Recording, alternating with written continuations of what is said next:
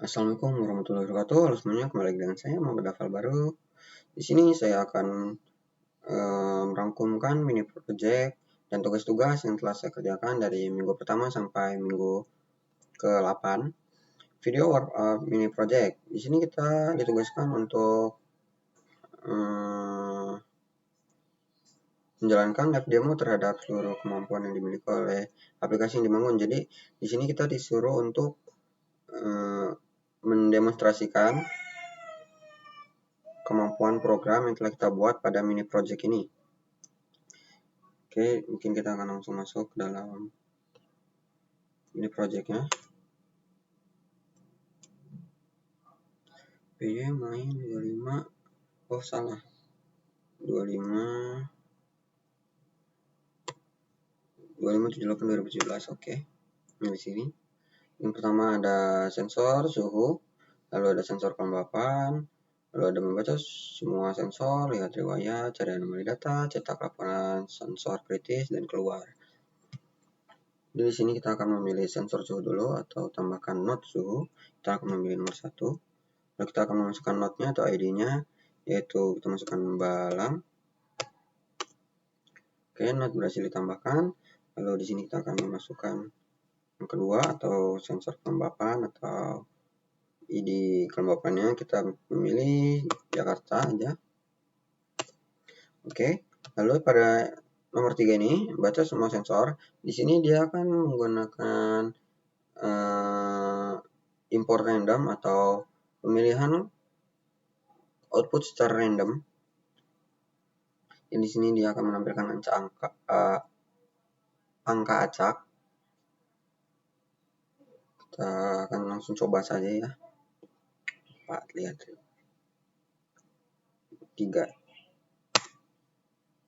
Di sini nilai sensor mentahnya ada 25 dan setelah diterapkan kalibrasi yaitu menambahkan nilai 2,5, nilai akhirnya ada 28. Sistem otomatis menyimpan ke sensor data log. Lalu di sini ada sistem otomatis menyimpan. Oke, kita coba lagi. Kita panggil lagi. Nah, di sini ada malfunction error. Wah, malfunction dua-duanya. Kita coba lagi. Mentah. Kita pilih 3 lagi. Nah, di sini ada error sensor blocker dan props debut. Oke, lanjut. Kita akan melihat semua riwayat. Ini adalah semua yang kita telah cari tadi. Dan di sini kita akan melihat atau mencari anomalinya. Di dalam ada error. Lanjut, Jakarta error. Ini balam error, malfunction. Jakarta juga malfunction.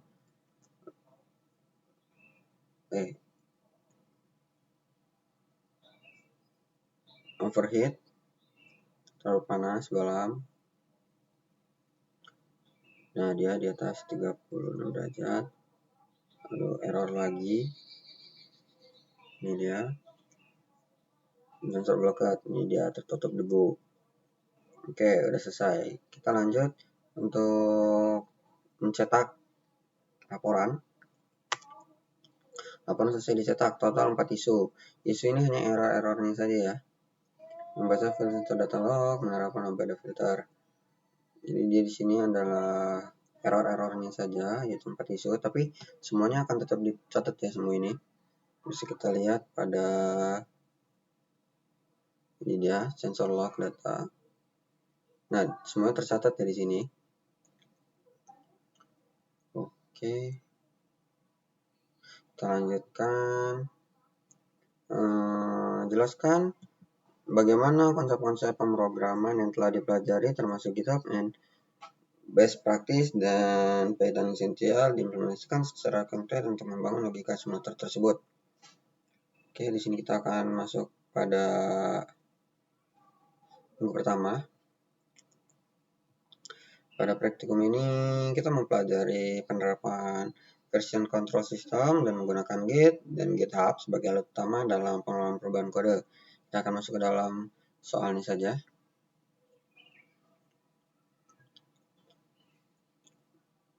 Di sini ada version control system atau VCS, sistem yang bertugas mencatat perubahan pada file proyek source kode yang dikerjakan oleh banyak orang sendiri, kecil pembentukan versi perangkat lunak, versi perubahan, dan memfasilitasi kolaborasi.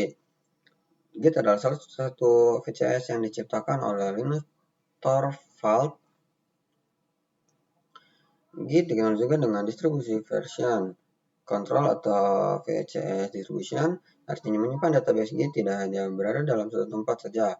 Semua orang yang terlibat dalam proyek akan menyiapkan database Git sehingga akan memudahkan pengelolaan secara online maupun offline. Dalam Git terdapat atau untuk menyebut aktivitas pembangunan kode.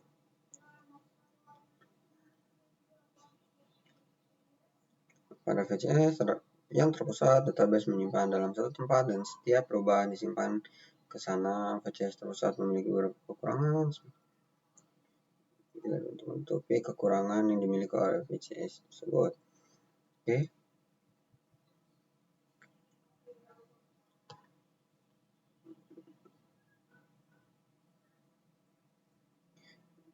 Nah, di sini kita itu kayak mempelajari di GitHub itu ada apa aja, seperti git config list, git username, user email.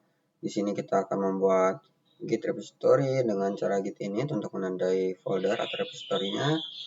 Lalu di sini ada git status untuk mengecek status yang telah kita buat, apakah ada atau tidak, apa yang kita ubah gitu. Lalu di sini ada git add untuk melakukan perubahan pada status atau pada program. Jadi setelah kita git add ini, dia akan melakukan perubahan pada sebuah file. Lalu ada git add, git commit. Jadi commit ini berfungsi untuk mengcommit ya.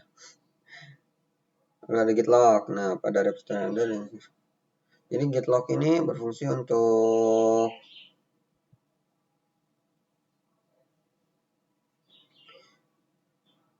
git log ini kita akan membaca commit yang telah kita lakukan ya. Jadi setelah kita mengcommit, akan banyak yang ditampilkan, berapa kali pengkomitannya atau berapa kali nge-add-nya itu bisa ketahuan di git log. Lalu di sini ada git tag merupakan label yang ditempelkan pada commit tertentu. Jadi setelah kita mengcommit, kita bisa melakukan git tag. Itu fungsinya untuk menjadi penanda atau bookmark ya. Di sini berfungsi untuk melabelkan pada yang kita buat. Di sini ada variasi git tag-nya. Nah, di sini juga git tag juga ada fungsi untuk menambahkan dan menghapus ya. Lanjut, kita coba.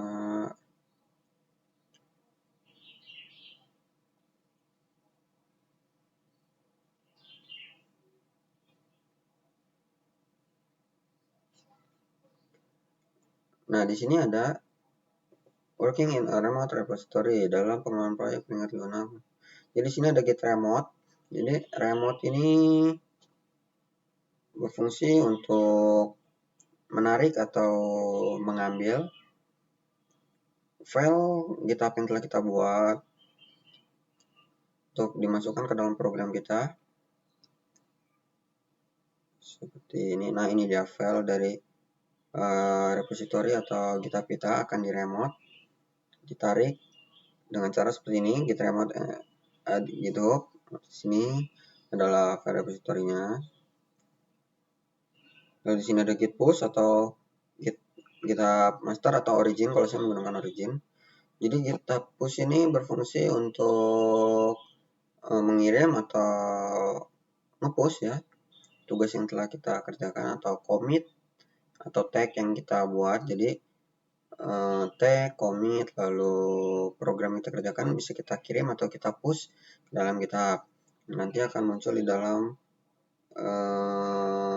bagian ini ya. Sini itu tagnya, perubahan-perubahannya di sini ada. Oke, mungkin itu aja dari kita. Kita akan lanjut ke materi kedua atau minggu kedua.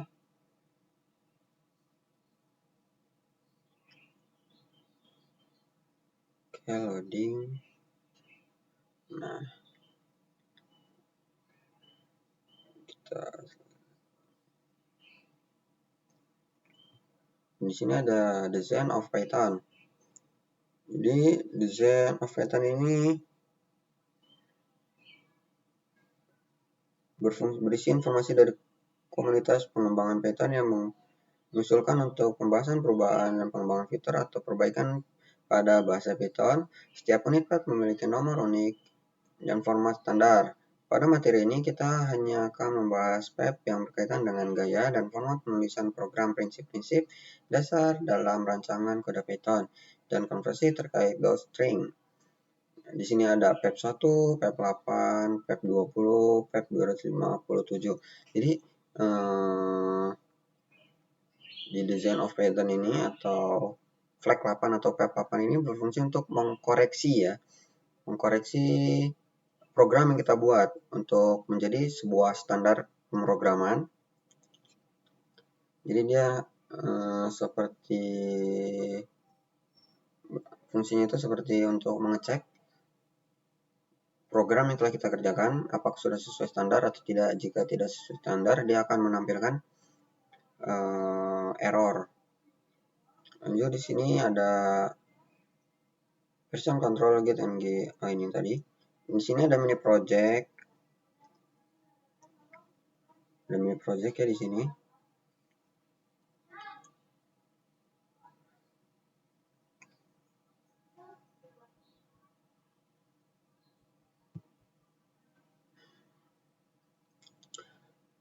Pada mini project ini merupakan tugas program yang dilakukan secara terhadap mini project. 8. Pada rangkaian perhitungan mini project, mahasiswa diminta untuk membangun sebuah aplikasi simulator Node di lingkungan menggunakan bahasa pemrograman Python.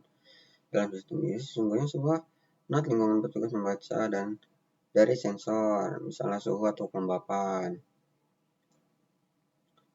Data sistem yang disimulasikan pada mini project ini dapat digambarkan sebagai berikut. Terhadap satu atau lebih node yang membaca data lingkungan. Setiap node menghasilkan data lingkungan secara berkala.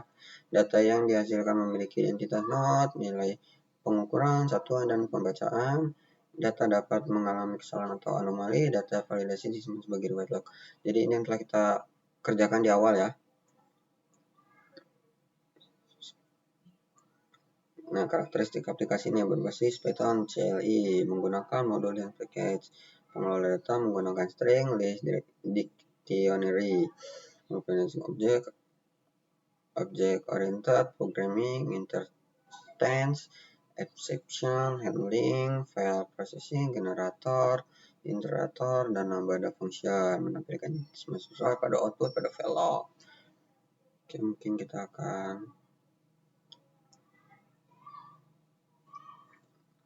ke lab session 3.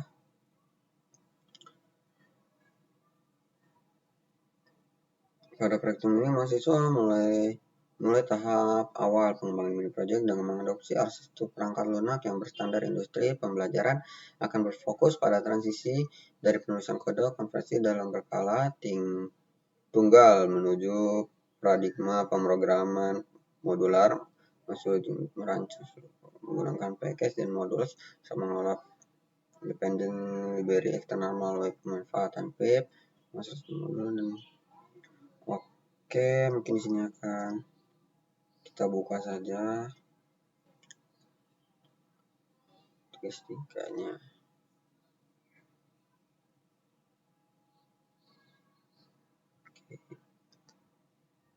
Ini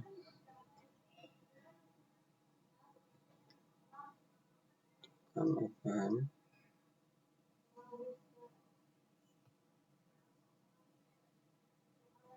Sebelum teks.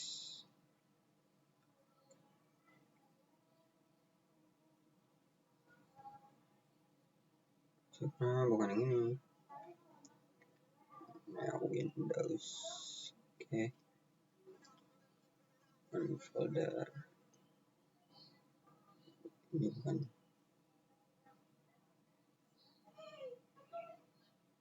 Oke. Ops.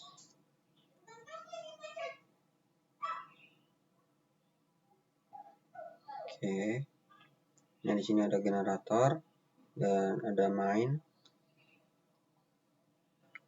Kita coba dulu, kita CMD kan ya. Kita coba dulu. Oke.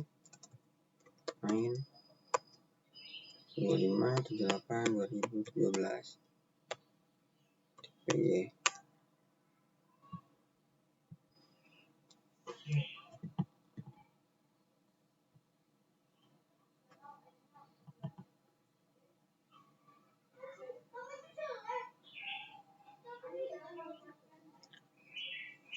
Jadi di program ini kita akan menjelaskan modul package and pip. Jadi di sini kita akan ditugaskan untuk membuat sebuah modul atau membuat sebuah folder. Dalam folder itu ada package. Jadi di sini kayak ada seperti sensor ops nih, ada ini tadi generator, ada main. Dan di sini kita akan menggunakan pip atau package. Jadi kita akan menggunakan mode random untuk mengenerate kode acak seperti ada di generator ini. Nah, di sini ya return random. Di sini kita akan melakukan random untuk menampilkan angka acak dari 20 hingga 40 derajat. Di sini ada 30 sampai 90 derajat. Oke, kita coba aja langsung. Nah, di sini ada parameter nilai suhu 32,27 derajat Celcius. Lalu yang kedua, di sini ada kelembapan. Jadi dia membaca nilai kelembapan yaitu 49,58. Jadi ini angka yang keluarnya adalah random. Kalau kita pencet lagi, dia akan beda. Tuh. Yang sebelumnya. Dan 132, sekarang 22. Jadi di sini kita akan membuat kode sensor suhu dan kelembapan dengan menampilkan import random. Ada kode random yang akan dikeluarkan ya. Oke.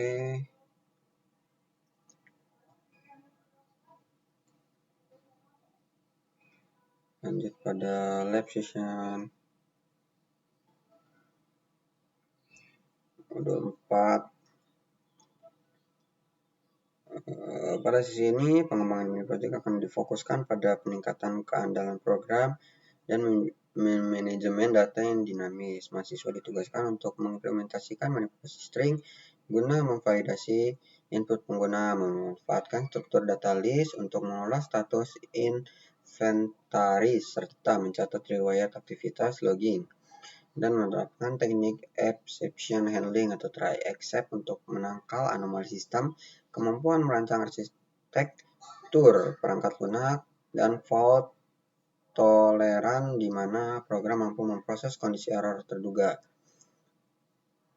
seperti putusan koneksi jaringan atau malfunction perangkat keras tanpa mengalami crash maupun standar kompetensi mutlak dalam praktik engineering di dunia. Jadi di sini kita akan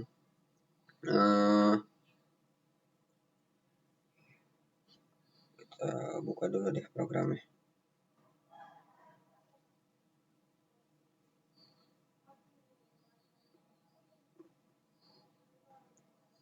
Kita buka Sublime. Nah, Windows. Open folder seperti tadi.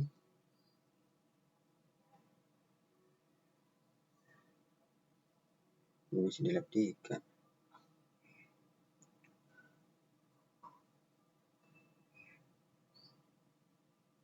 Kita akan masuk ke dalam tugas 4 nih ya. Nah,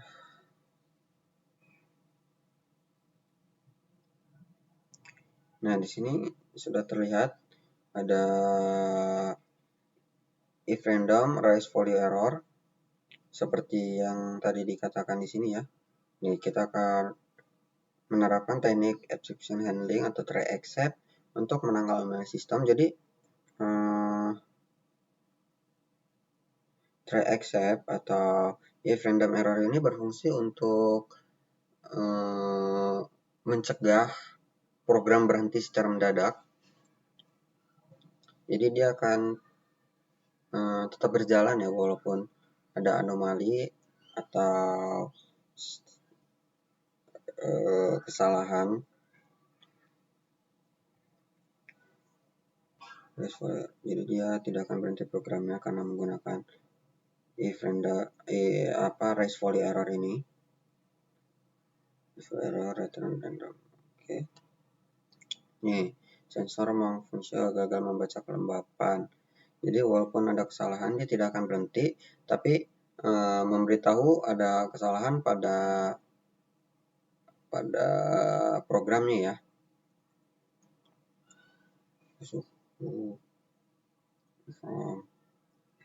Kita akan coba saja deh programnya.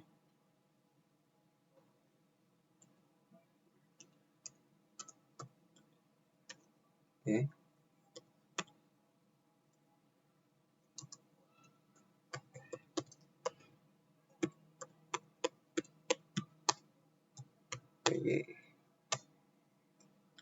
Oke, di sini ini ada sekarang ada lihat riwayat.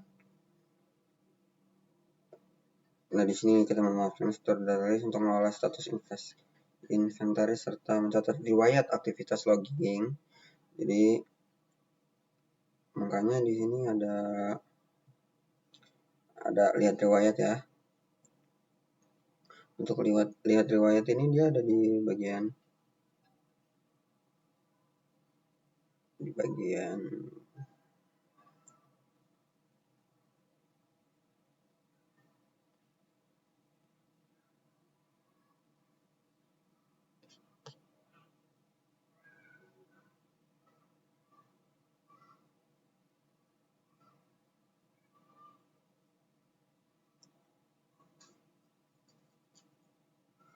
di sini ada dev, lihat log.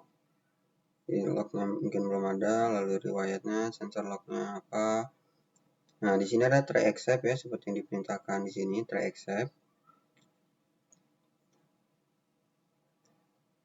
Tuh, parameter nilai. Lalu ada try oke.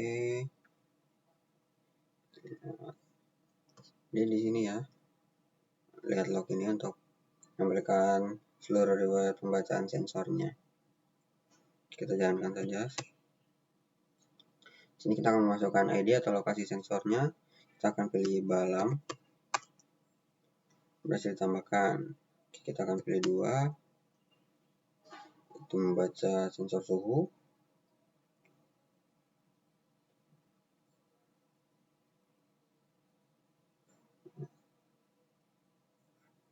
Channel suhu balam, pilih node-nya.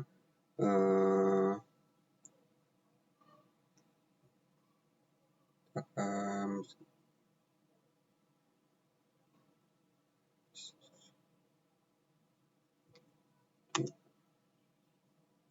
ditemukan.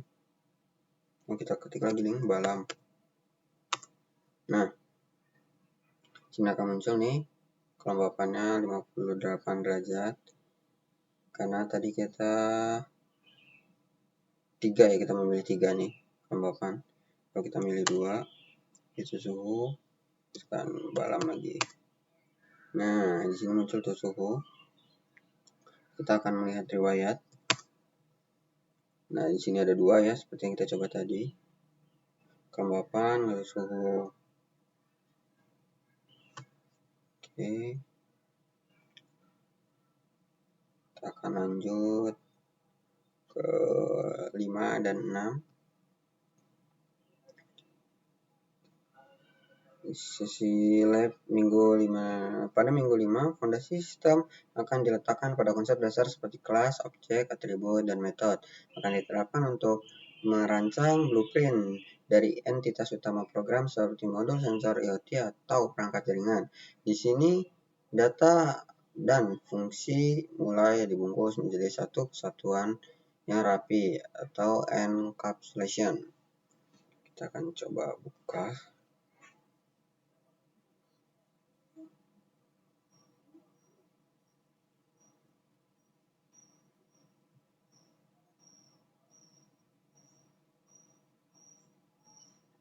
Close dulu deh, biar nggak tampil terus nih. Oke. Kelima.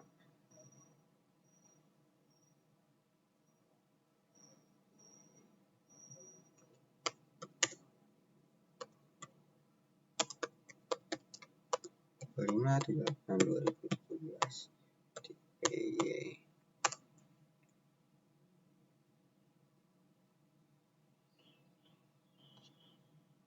Ya, muncul lagi. Ada Windows folder. Kadis. Daftar. Tugas dulu ini project. Ini tugas 5. Kita buka. Share of the node domain. Oke.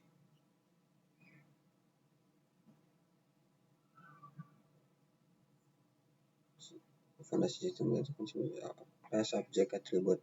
Oke, di sini kita diminta untuk masukkan kelas, objek, dan atribut. Jadi kelas ini bisa dibilang parent class ya. Coba deh, di sini ada nggak materinya? Nggak ada. Jadi parent class ini seperti induk atau orang tua awal. Lalu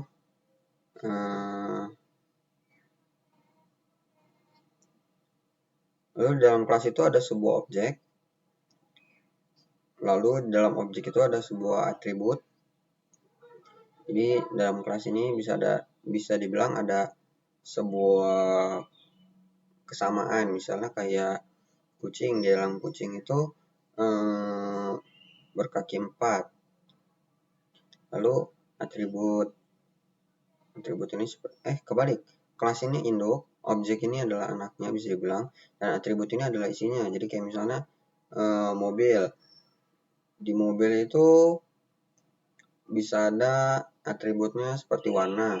Nah, anaknya ini objeknya bisa ngambil warna juga atau atribut dari sang induk. Kita akan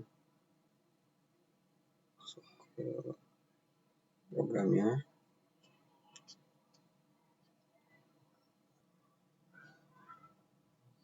Kelas doang ya. Kelas sensor node, baca suhu, kelembapan.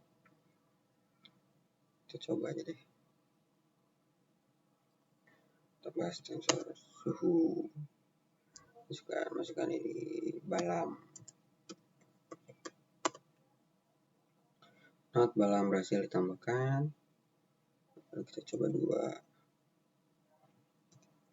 balam. Sensor suhu mengalami gangguan.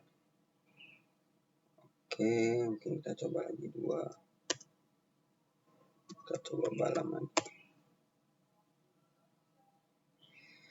Mengalami gangguan lagi.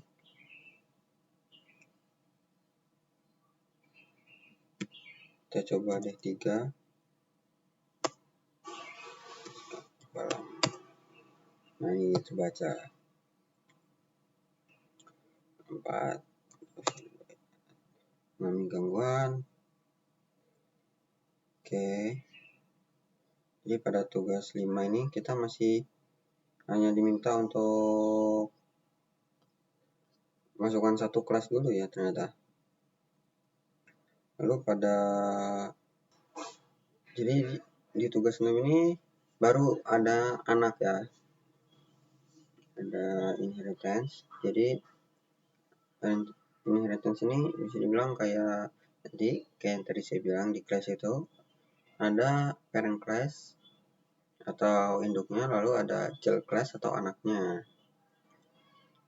Jadi anak ini akan mewarisi dari ibunya, seperti yang ada di sini. Nanti fungsi dia itu bisa membaca atribut yang ada di anaknya, seperti ini. Red data ini kan atribut induknya ibunya, diambil nih sama anak-anaknya. Jadi di sini ada controller, yaitu fungsinya untuk memisahkan logika pemrograman. Misalnya di sini ada manager nih, file baru. Kayak misalnya tadinya program itu ada di main, kita pindahkan ke manager. Jadi lebih rapi. Kayak misalnya di sini ada add node, ada retell node, ada solog. Jadi yang tadinya harusnya ngacak jadi satu nih di sini. Kita akan lanjut ke lab 7.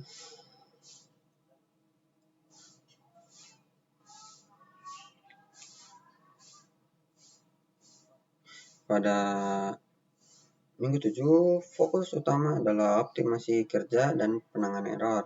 Mekanisme melaporkan masalah yang akan dibuat lebih spesifik melalui pembuatan objek, custom execution. Selanjutnya, efisiensi memori dan dinamika pemrograman akan ditingkatkan secara otomatis menggunakan closure untuk fungsi dinamis dan generator. Oke. Kita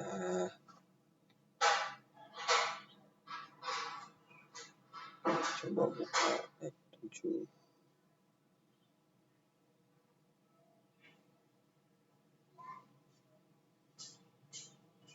Kita buka dulu.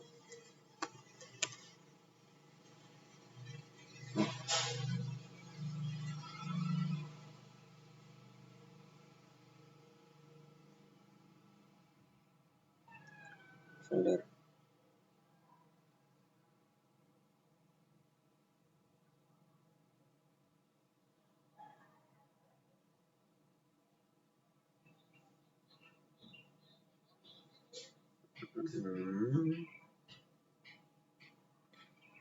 Tujuh ya, ini udah masuk 7 kan.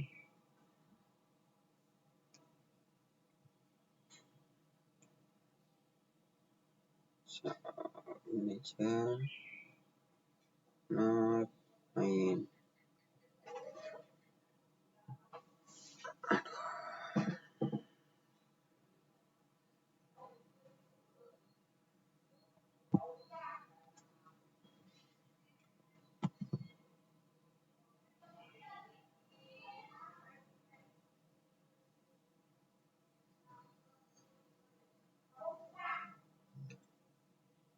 Nah, di sini ada nih closure kalibrasi. Jadi closure itu bisa dibilang seperti kalau di program ini dia berfungsi untuk menambahkan 2 angka untuk mengenerate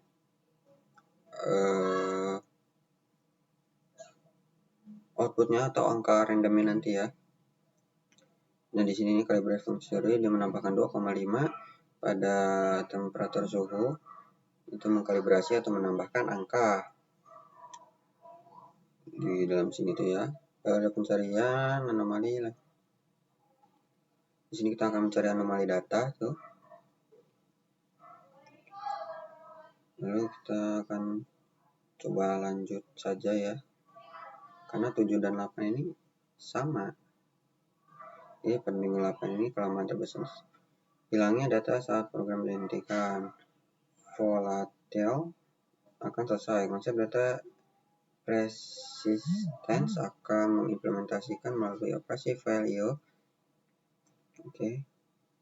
Kita coba langsung.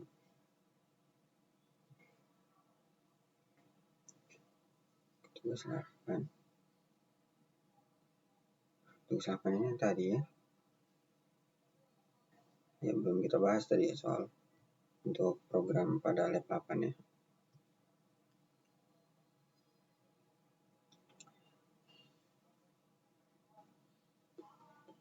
Coba itu. Ini lab 3. Kita new Windows dulu. New Windows. Aduh, kenapa? Kita coba open folder. Tadi kita masuk dulu. Aduh, kursornya suka mental-mental.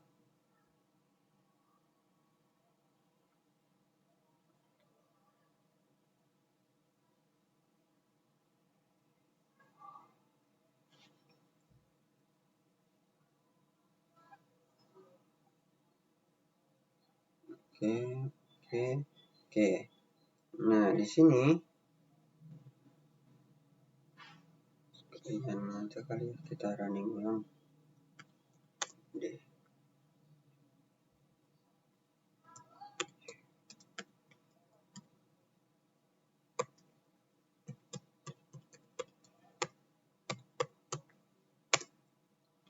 Nah, di sini kalau kayak program sebelumnya kan kita kayak nambahin node, sensor, baru kita cek suhu kelembapannya. Jadi kalau di sini kita hanya menambahkan node sensor, lalu kita akan melakukan perubahan dengan kalibrasi ya. Kita langsung coba aja deh. Nah, di sini kita hanya memasukkan pilihan lalu masukkan balam. Kalau yang sebelumnya kita memasukkan balam atau ID-nya, terus kita harus masukin node-nya lagi.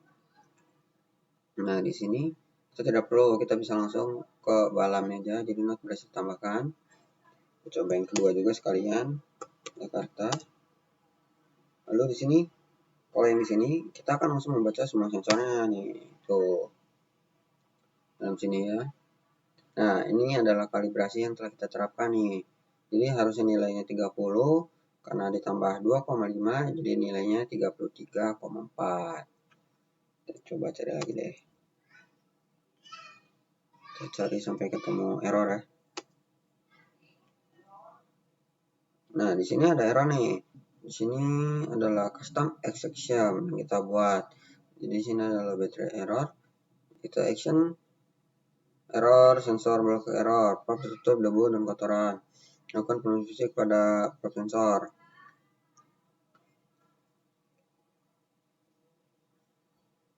Coba 3 deh. Oke, kita cari nyampe ketemu yang satunya. Nah, di sini low battery error, tegangan daya di bawah 15%. Menampilkan error.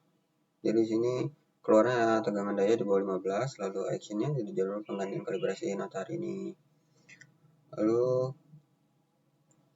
kita akan coba deh ke lihat riwayat. Nah, ini adalah semua yang telah kita cari. Suhu, kelembapan, sensor block. Kita akan cari anomali sekarang. Nah, di sini ada balam suhu overhead. Nah, di sini kita harus mengenter satu persatu atau kita mencari satu. Di sini kita menggunakan konsep easy loading, yaitu kita akan melakukan step by step dalam pencarian anomalinya. Kita enter tuh satu persatu kita cari. Berbanyak ya di sini.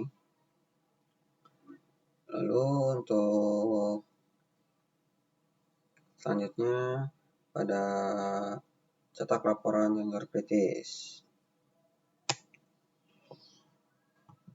Nah, di sini laporan selesai dicetak, total 7 isu ditemukan.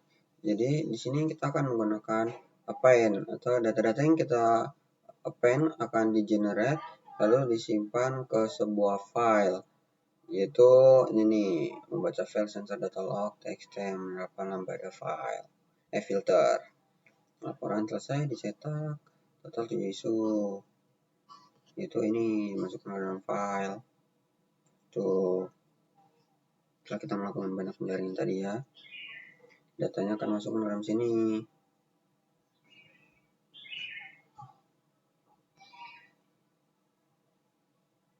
Jadi mungkin segini saja mini project yang telah saya lakukan dari minggu 1 sampai minggu 8.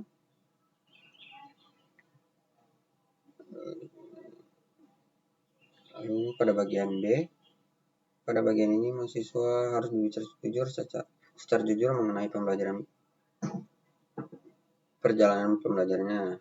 Di sini ada sebutkan materi yang paling mengubah cara pandangmu. Jadi di sini materinya itu pada lab 8 ya. Jadi saya jadi tahu cara menyimpan data. Harusnya kan di situ adalah desain basis data. Jadi berfungsi untuk menyimpan dan mengatur data. Jadi saya jadi tahu kalau ternyata hampir semua mata kuliah itu saling berhubungan. Dan jelaskan kegunaannya dalam tugas ini. Kegunaannya itu ya saya jadi mengerti cara untuk menyimpan, lalu untuk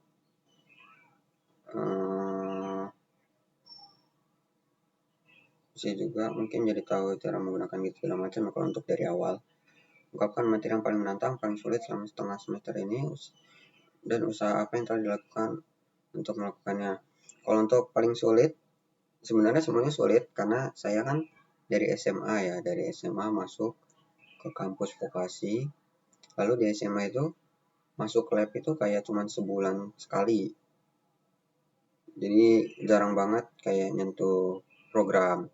Nah setelah masuk ini kan saya terus-terusan dikasih program, jadi lumayan sulit ya menurut saya untuk menyesuaikannya. Dan yang telah saya lakukan ya belajar dan nyoba nonton video.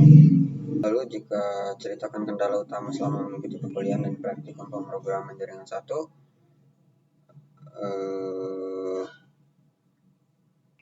mungkin seperti yang 2 tadi, saya tuh mahasiswa SMA yang jarang banget masuk lab atau menyentuh laptop. Jadi awal-awal itu saya nggak punya laptop ya, lumayan susah, jadi kayak harus minjem kawan dulu kendalanya. Lalu akhirnya sekarang beli, dan saya juga perlahan-lahan mempelajari tentang pemrograman ini.